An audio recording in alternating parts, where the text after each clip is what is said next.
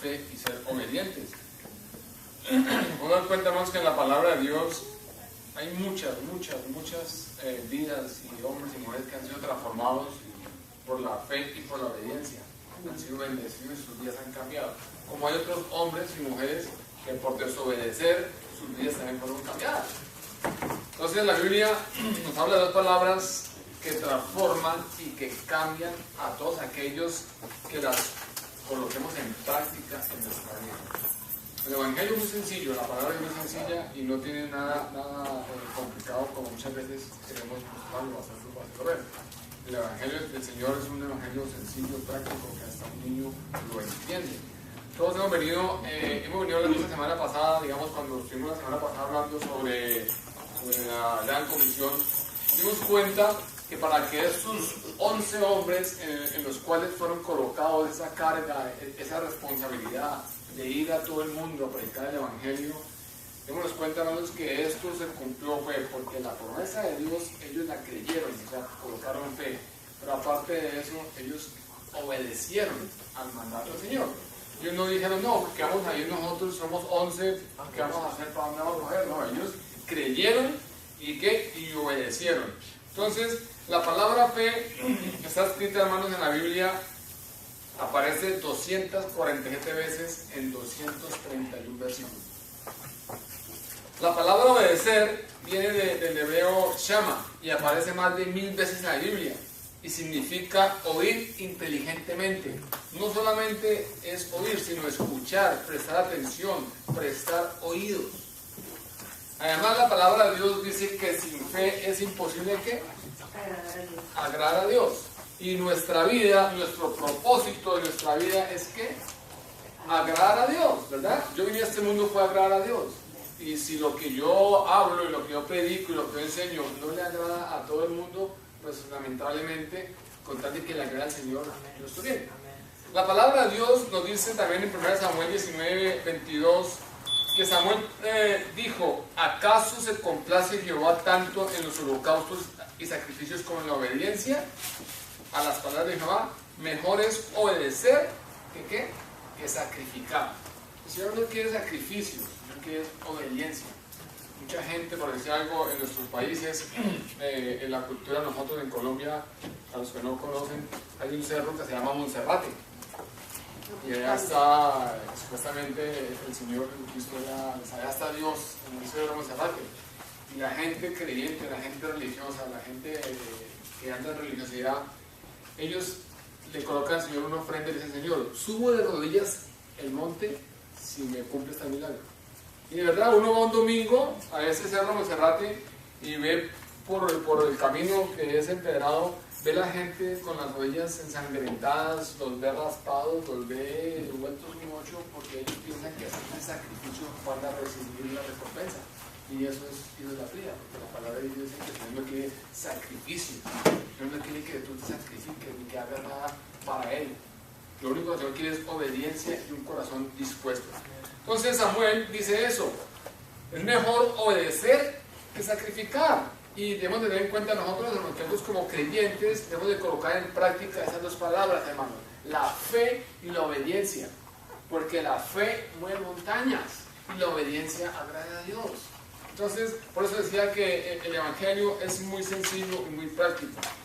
La Biblia nos relata de varios ejemplos de lo que decía antes, de personas, de hombres y mujeres que por su fe, su vida fue transformada y fue cambiada. Vamos a estar estudiando o compartiendo sobre el libro de Marcos capítulo 3. Acompáñenme por favor al libro de Marcos capítulo 3. Y este libro de Marcos capítulo 3 comienza con la historia de un hombre que tenía una necesidad física y estamos hablando del hombre de la mano seca. Así se titula la enseñanza del día de hoy, el hombre de la mano seca. Marcos 3, del 1 al 6, dice la palabra de la siguiente manera. Otra vez entró Jesús en la sinagoga. Había allí un hombre que tenía seca una mano y lo acechaban para ver si lo sanaría el sábado a fin de poder acusarlo. Entonces dijo al hombre que tenía la mano seca, levántate y ponte en medio. Y les preguntó, ¿es lícito en los sábados hacer bien o hacer mal? salvar la vida o quitarla, pero ellos callaron. Entonces, mirándonos con enojo, entristecido por la dureza de sus corazones, dijo al hombre: extiende tu mano. Y él la extendió, y la mano fue restaurada sana. Salieron entonces los fariseos y se conjuraron con los herodianos. ¿Para qué? Para destruirlo. Hermanos, en este relato bíblico que encontramos nosotros el día de hoy, como toda la palabra de Dios trae muchas, pero muchas enseñanzas. O sea, la palabra de Dios es infinitamente rica en enseñanzas. Y si lo leemos en diferentes días, vamos a encontrar diferentes enseñanzas. Pero vamos a darnos cuenta, hermanos, que este relato bíblico que estamos hablando hoy nos dirige como si la idea central fuera ver la gran diferencia entre el evangelio que Jesucristo predicaba y la religión o la religiosidad que los judíos practicaban, ¿verdad? ¿Por qué? Porque el evangelio de Jesús, el que él compartía, el evangelio que Jesús enseñaba, era un evangelio de gracia y de poder, un evangelio que estaba lleno de amor, de misericordia y que traía libertad a todos los que lo creían y lo vivían. En cambio, el evangelio, la religión o la religiosidad que vivían aquellos judíos del tiempo, eran enseñanzas ya envejecidas y obsoletas, eran de esclavitud. Era tanto que ellos mismos le colocaban tantas leyes y tantas cargas tan pesadas al pueblo que ni ellos mismos las obedecían. Simplemente era ¿para qué? Para colocarle al pueblo sus cargas. Cuando leemos, hermano, todos los evangelios, Mateo, Marcos, Lucas, Juan, nos podemos dar cuenta que nuestro Señor Jesucristo, en muchas ocasiones, Él enseñó la Torá, ¿verdad? La Torá, que es la ley de Moisés. Incluso vamos a darnos cuenta que en Mateo 5:17 nos dice: no penséis que he venido para abrogar la ley de los profetas, no he venido para abrogarla, sino que para cumplirla. Entonces los judíos pensaban que era que Jesús había venido para echar a un lado la ley de Moisés, la ley de los profetas. No, y él aclaró: yo no he venido aquí a abrogar la ley, yo no he venido a anular la ley, yo he venido inclusive para que cumplan la ley de los profetas. Entonces, toda la Biblia es muy clara y en ella encontramos, hermanos, que el ministerio de Jesús estaba dirigido ¿a qué? A las ovejas perdidas de la casa de Israel. Si leemos el libro de Mateo, capítulo 10, versículos 5 y 6, dice de la siguiente manera: dice: a estos 12 envió Jesús y les dio instrucciones diciendo: por camino de gentiles no vayáis, y en ciudad de samaritanos no entréis, sino id antes a las ovejas perdidas de la casa de ¿qué? De Israel. Estamos viendo que el Señor buscaba en la necesidad. El Señor no quería congraciarse con nadie, ni quería hacer amistad con grandes ni poderosos. No, el Señor quería buscar en la necesidad. Jesús ministró bajo el antiguo pacto, pero Jesús vino a establecer un nuevo pacto, un pacto diferente, un pacto que nos traería libertad.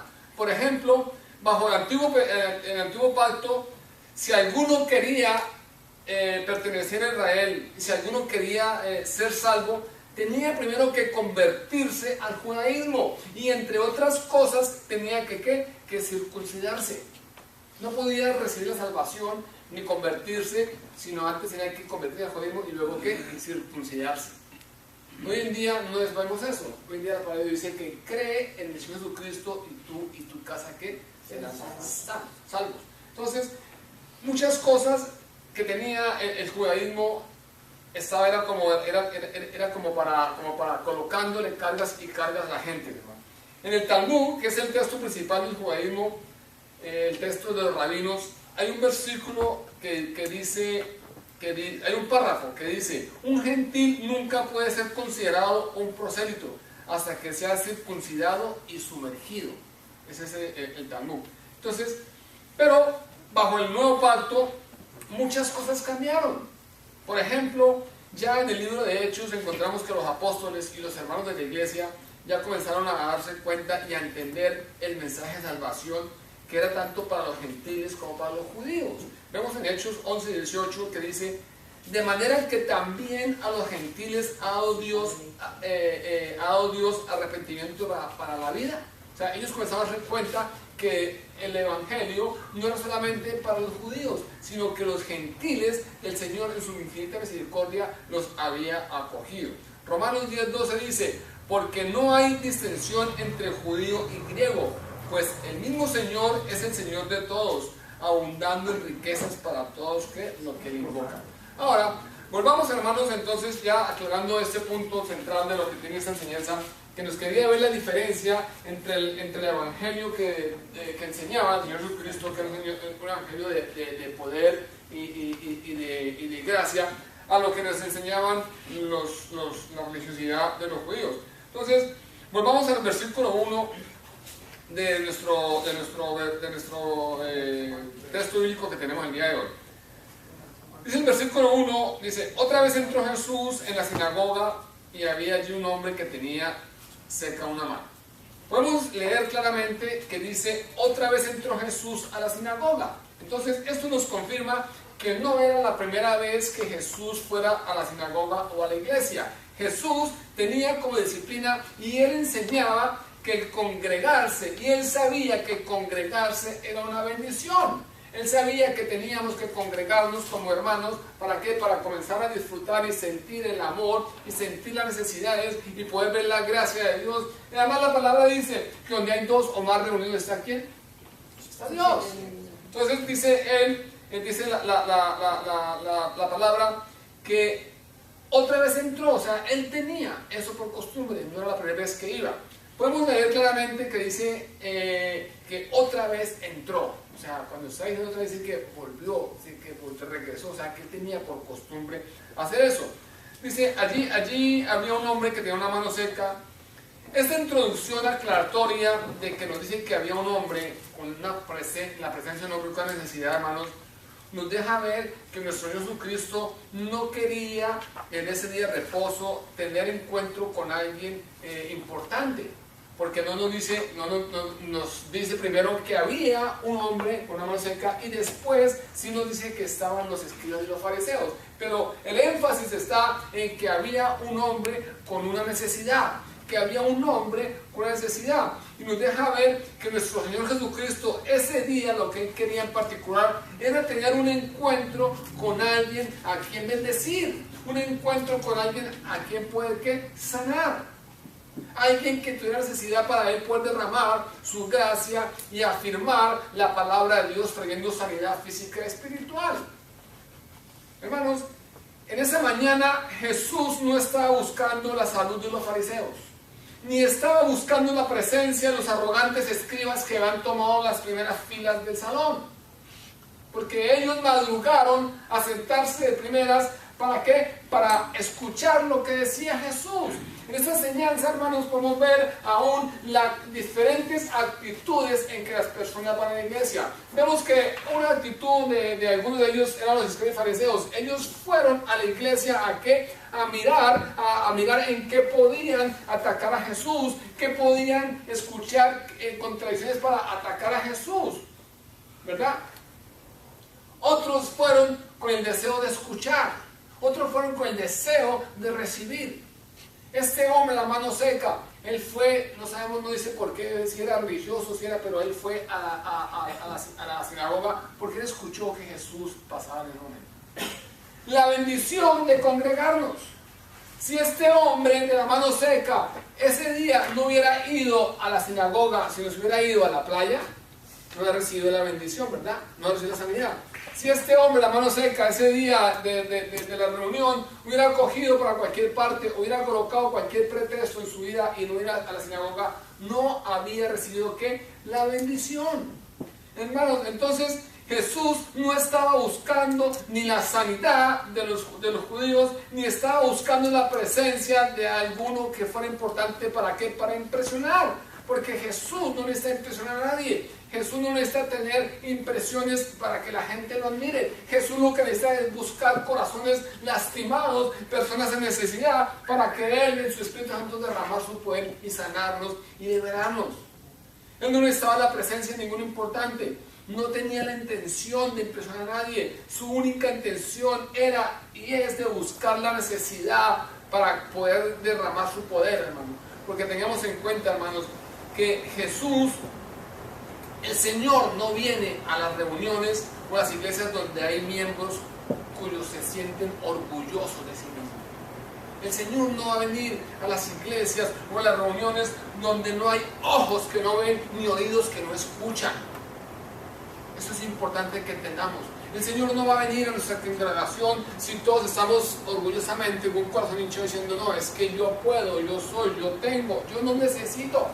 El Señor no va a esta congregación si no va a haber oídos que oigan y ojos que vean. ¿Por qué? Porque el Señor está mirando a su alrededor y su ojo se detiene en el dolor, en la necesidad, en la incapacidad, en el pecado, en todo aquello donde Él pueda hacer el bien. Él se detiene ahí, donde haya necesidad, incapacidad, donde haya pecado, ahí se detiene el Señor. El Señor no se detiene donde hay orgullo, donde hay vanidad. Entonces, hermanos, Él mira alrededor y ve la necesidad, y ahí llega el Señor. El versículo 2 ya vimos que es la intención de aquellos de los que querían acecharlo para poder juzgarlo.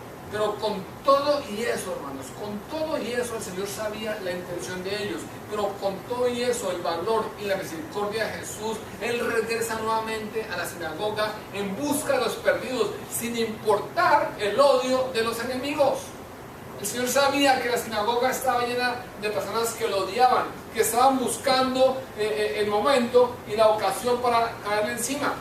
Y a Él no le importó eso, mas sin embargo, con todo y eso fue en búsqueda de ¿qué? Del perdido y necesitado.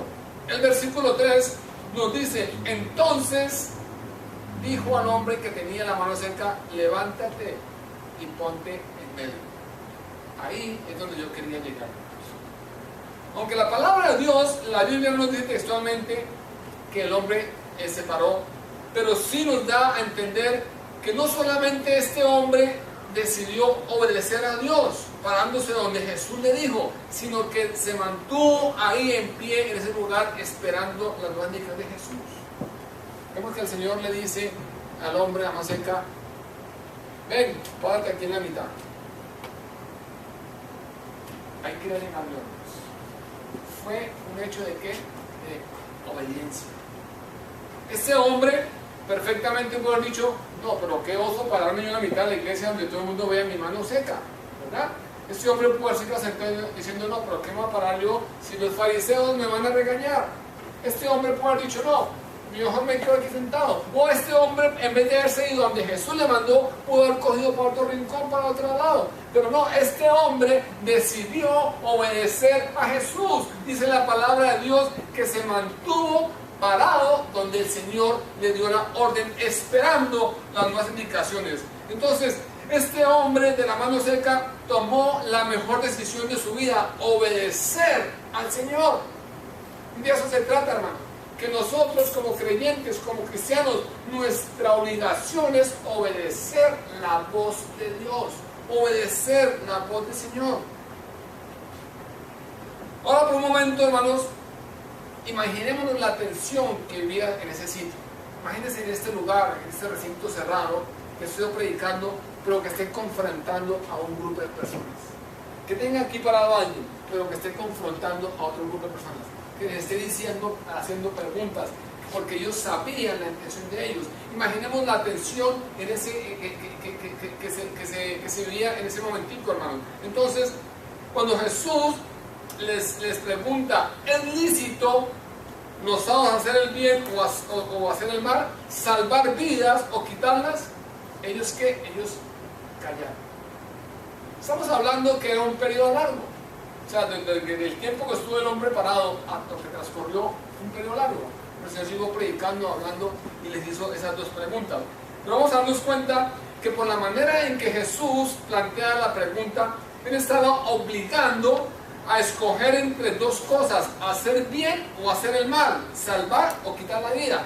Si ellos respondían a hacer el bien, entonces necesariamente estaban ¿qué? Haciendo el mal. Si ellos respondían que tenían que no para salvar la vida, entonces estaban ¿qué? Dejando perder una vida. El Señor quería subrayar que el sábado, como día dedicado al culto de Dios, no podía considerarse como un día en que la persona pudiera rehusar los deberes de amor hacia el prójimo. Los deberes de amor hacia el prójimo estaban por encima de la religiosidad de los judíos. Ellos tenían la oportunidad ¿de qué? De hacer milagros ese día. Jesús tenía la oportunidad ese día preciso de sanar, de salvar a esa persona. Y Jesús lo hizo. Jesús no lo dijo, no, hoy no puedo, venga mañana por tu milagro. El Señor tenía la oportunidad ese día y ese día la hizo. Porque la necesidad, cuando llega el Señor, la necesidad es en el momento preciso. No le dijo, venga mañana. Versículo 5a nos dice, mirándolos con enojo, entristecidos por la dureza de sus corazones, con esa actitud, hermanos, desconsiderada e inhumana, estamos dándonos cuenta que ellos manifestaban que el producto de la religiosidad que ellos habían practicado era que eran sus corazones endurecidos, esos corazones lastimosamente endurecidos. ¿Por qué? Por su religiosidad. Y eso es lo que conlleva la religiosidad. Cuando nosotros nos dedicamos más a practicar una religiosidad que una relación con Dios, hermanos, nuestros corazones se endurecen, nuestros corazones se ponen como una piedra. Y es más el deseo de criticar a la persona que levantarla. Es más el deseo, hermanos, de excluirlo y de sacarlos que de levantarlos, restaurarlos. Y eso fue lo que pasó, que ellos por su religiosidad, su corazón se endureció. Su corazón estaba endurecido. Y el versículo 5 termina diciendo que le dijo al hombre, extiende tu mano. ¿Y qué pasó? Él la extendió y la mano fue ¿qué? Restaurada y sana. Pensemos por un momento, hermanos. ¿Cuánto tiempo estuvo este hombre de pie en la sinagoga? Esperando la orden del Señor. Mucho tiempo, ¿verdad? Y yo pregunto eso. ¿Por qué cuando Dios nos dice, haz esto, no lo hacemos? ¿Por qué nos falta obediencia? Si el Señor te dice a ti, párate aquí, párate ahí. Y espera la orden de Él, ¿qué hacemos? Pero mucha gente se para ahí 2 minutos y se impacienta. No, Señor, se olvidó y yo voy a coger por aquí, yo no voy para allá, o yo voy a hacer lo que yo quiero. Pero no, vemos que este hombre se mantuvo de pie hasta que el Señor le dio la siguiente indicación.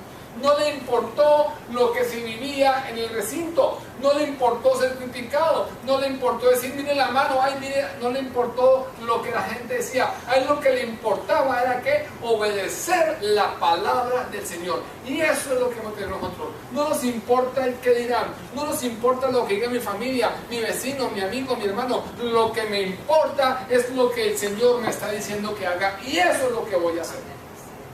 No me importa, el Señor me manda que me pare en este lugar 1 año a predicar y yo no vea nada, no me importa, pero lo voy a hacer. ¿Por qué? Por obediencia. ¿Qué tal nosotros esperando que el Señor nos dé una orden y como no llega la orden en el tiempo que yo estoy urgido, voy a hacer las cosas que yo quiero hacer?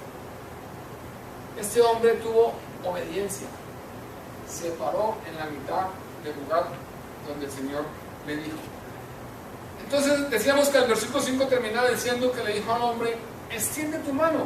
Y él la extendió y la mano le fue ¿qué? Restaurada y sana. Después de otra situación, el Señor se dirige al hombre y le dice, extiende tu mano. Ahora, tengamos en cuenta, hermanos, que esta nueva orden que el Señor le dio a este hombre se la está dando a un hombre incapaz de obedecer, porque él tenía la mano seca. Y el Señor se dirigió directamente a su necesidad. Extiende tu mano. Era imposible que él lo hiciera, porque tenía la mano seca. Pero ¿qué pasó? Él obró ¿en qué? En fe. Y extendió su mano. Y la mano fue ¿qué? Sanada. Al instante. Este hombre era la segunda vez que se enfrentaba ese día a una situación que iba a cambiar su vida. Este hombre pudo haber dicho, pero Señor, ¿cómo extiendo la mano si está seca? Este hombre pudo haber dicho, Señor, no es lícito que usted sane el día de reposo. Este hombre pudo haber colocado 1001 excusa para no obedecer al Señor. Pero no, este hombre decidió tener fe y estiró ¿qué? La mano. Entonces el Señor se dirigió directamente a la necesidad, a la raíz del problema.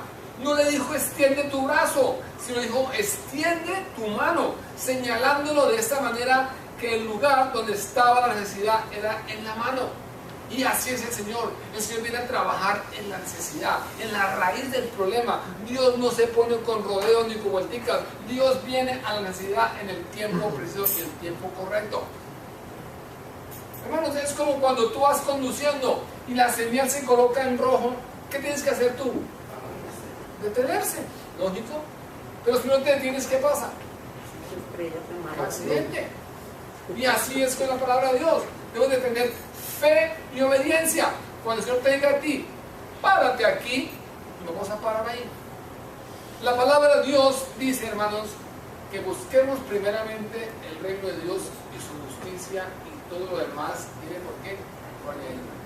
Si la promesa de Dios es que busquemos primeramente el reino de justicia, ¿por qué muchas personas se ponen a buscar la taza de chocolate, a leer el cigarrillo, a leer el tarot, a buscar qué le va a deparar el futuro?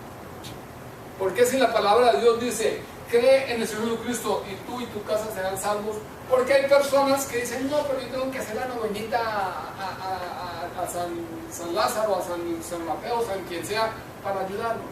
¿Por qué, hermanos, en nuestra inmensa ignorancia, por qué cuando una persona muere, por qué tenemos que rezar 9 noches? Que para que el alma llegue a su sitio. Si la palabra dice claramente, si no creyó en el Señor Jesucristo, lamentablemente no hay que hacer nada. Si él no creyó en Jesucristo, no vaya a creer que la novena que va a hacer lo va a llevar a otro lugar. No, ya donde fue, ya fue. Entonces, hermanos, son dos palabras que nosotros como creyentes tenemos que colocar en nuestra vida, hermano. Fe y obediencia. Fe y obediencia. El Señor nos dice, cree en el Señor Jesucristo y tú y tu casa serán salvos. El Señor dice, busca primeramente el reino de Dios y justicia, y lo demás viene por qué, por añadidura. Hermanos, ese hombre de Amaseca pudo haber tomado 1001 decisiones incorrectas, pudo no haber reparado, pudo haber reparado otra parte, pudo no haber estirado la mano, pudo haber hecho lo que quiera, pero él tomó las dos mejores decisiones de su vida. Él tuvo fe y obediencia, y el resultado del acto de la obediencia al mandato de la voz de Jesús y la fe en acción de extender la mano, dice la Biblia que la mano fue que restaurada y sana. Hoy yo deseo, hermanos, que si estamos nosotros atravesando, luchando, viviendo una circunstancia, estamos nosotros peleando, luchando con alguna situación que sabemos que es una tentación o algo que del pecado, tengamos fe y obediencia. Coloquémosle al Señor esa necesidad, coloquémosle a Dios ese momento, coloquémosle a Dios ese pecado y esperemos a que Él comience a trabajar nuestra vida. Si el Señor te ordena a ti hoy que comiences a confesar tu pecado, confiésalo. No haz tu voluntad, haz la voluntad de Dios. Este hombre de la mano seca, hermanos, nos trae muchas enseñanzas, como dije al comienzo. La bendición de congregarse. Si este hombre no hubiera ido ese día a la sinagoga, ¿qué ha pasado? Tendría toda su mano seca. Pero él fue a la sinagoga y estuvo en el lugar correcto, en el momento correcto, ¿para qué? Para recibir su bendición. Tenemos de tener en cuenta, hermanos, en qué actitud venimos nosotros a la casa de Dios. Si venimos con la actitud de los escribas de los fariseos, para mirar qué dice el pastor, qué está hablando el pastor, para criticar al vecino, a criticar al hermano, hermanos, tenemos que el Señor no se va a manifestar en nuestras vidas. Si venimos con la intención de un corazón dispuesto a escuchar y a obedecer, no a mí, sino a la palabra de Dios, vamos a ver el cambio en nuestra vida. Porque no es lo que diga yo, porque ustedes están en la obligación, hermanos, de llegar a su casa y tomar los apuntes que hicieron aquí y concentrarnos con la palabra de Dios, si es verdad lo que estamos hablando o es mentira. Y si es verdad lo que estamos hablando, lo único que nos queda, hermanos, es nosotros seguir lo que es la palabra de Dios. Tengamos fe y obediencia. Como mi esposa decía al comienzo, la palabra de Dios, encontramos muchos hombres y mujeres que con la fe y obediencia fueron transformadas sus vidas, pero encontramos muchos hombres y mujeres que no obedecieron, no tuvieron fe y sus vidas fueron destruidas. En el caso de Nabucodonosor fue advertido por el Señor, le advirtió y le dijo: si no cambias tu manera de ser, tu manera de pensar, si no cambias, vas a ir y te vas a convertir en animal. Nabucodonosor tuvo la oportunidad con el Señor. Él vio el milagro que hizo con los amigos de Daniel en el horno del fuego. Él conocía el poder del Señor, mas sin embargo no obedeció la orden que Dios le dio. Y como resultado, ¿qué fue? 7 años convertido en un animal. Yo te pregunto el día de hoy, ¿es difícil obedecer al Señor?